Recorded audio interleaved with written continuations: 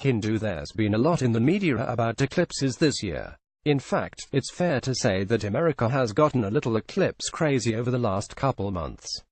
For those of you who just got back from a year stranded on a deserted island, we are expecting a total solar eclipse to cross the country next week. Oh, and Donald Trump is president now. Seriously. In fact, some are saying this might be one of the largest human migration to see a natural event.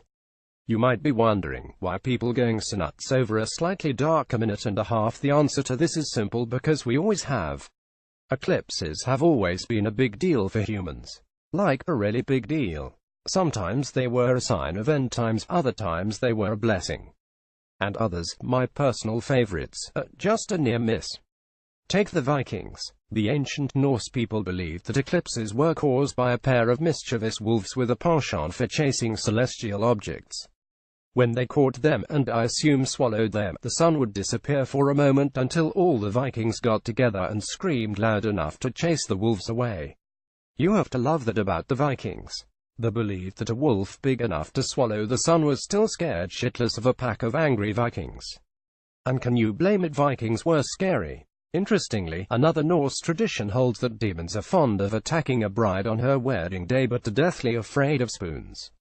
For this reason, among others, I married a woman with tiny spoons on her head. Closer to my home, the ancient Mesoamericans had a series of fascinating thoughts about eclipses. The ancient Maya were actually able to track them and may have even ordered important events around them. At the very least, they predicted the 1991 solar eclipse within a year of its arrival. This indicates two important points. One, as I have said before, the Maya did not believe in the end of the world. And two, the Maya were total badasses. I can barely predict when I will need to do laundry. The significance of an eclipse in the Maya world is tricky to decipher beyond the fact that they were careful in tracking them.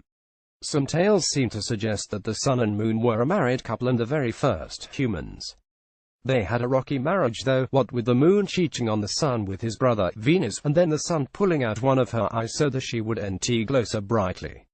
As these stories go, an eclipse was just for the couple in another of the spats. The Mexica or Aztecs, if you must, had a typically more dark take on it. They saw it as a sort of glimpse of the underworld, during which time the god Itzpapilota, a fearsome woman dressed in court finery but with the hands of a jaguar and the claws of an eagle, had permission to snack on humans. But my favorite take on eclipses comes from the ancient Hindu. It seems the god Rahu earned his supernatural powers from drinking a special elixir in secret. But the sun, who everyone knows is a total suck-up, knocked to Shiva, who quickly cut Rahu's head off.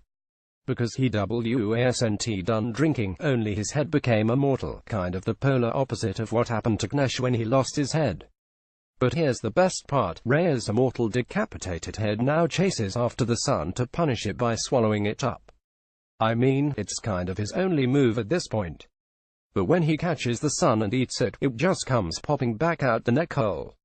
Which I can only imagine has all the other gods in absolute stitches. And modern religion is by no means exempt to looking for meaning in a random crossing of and background think in the way of another round thing. Christian websites have been abuzz with the significance of the event. Some on the wackier side see the crossing of big things as a sign, a message from God, generally not a good one. This makes sense because whenever God blots out the sun in the Bible, he's usually pissed off, such as when the Egyptians refused to release their Jewish slaves as Jesus is nailed to a cross in Calgary. Though, to be fair, both of these events went on a little too long to be true eclipses. Others see it simply as an opportunity to meditate on the importance of shadows and what they show us. And in the Bible, it's occasionally seen as a good thing, as when God decides to heal King Hezekiah while causing an eclipse. All of this is to say that people go eclipse crazy because eclipses are cool and have always carried a special meaning for us little mortals. I personally became obsessed with seeing the eclipse after hearing David Barron's captivating description of seeing his first eclipse. So I decided then and there to figure out a way to see it. I don't see any more significance in an eclipse than I do in a comet hitting the moon or a supernova.